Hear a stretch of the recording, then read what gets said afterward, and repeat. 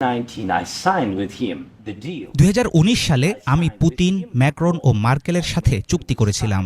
আমরা একটি যুদ্ধবিরতিতে স্বাক্ষর করেছি। সবাই আমাকে বলেছিল সে কখনো যুদ্ধের দিকে যাবে না। তার সাথে গ্যাস বিনিময়ে চুক্তি করেছি, কিন্তু এরপর সে যুদ্ধবিরতি ভঙ্গ করে, আমাদের জনগণকে হত্যা করে।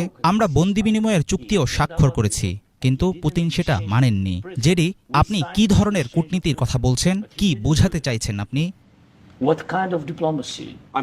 আপনার দেশের ধ্বংসের অবসান ঘটাবে আমি এমন ধরনের কূটনীতির কথা বলছি। জনাব প্রেসিডেন্ট, শ্রদ্ধার সাথে বলছি, আমি মনে করি আমেরিকান মিডিয়ার সামনে এই বিষয়ে অভিযোগ করার জন্য ওভাল অফিসে আসা আপনার জন্য অসম্মানজনক। সংঘাতের অবসান ঘটানোর জন্য আপনাদের উচিত মার্কিন প্রেসিডেন্টকে ধন্যবাদ জানানো। আপনি কি ইউক্রেনে গিয়েছিলেন? জানেন আমাদের কি ধরনের সমস্যা আছে? আমি আসলে সেখানকার খবরাখবর দেখেছি। মিস্টার প্রেসিডেন্ট, আমি জানি নিজের লোক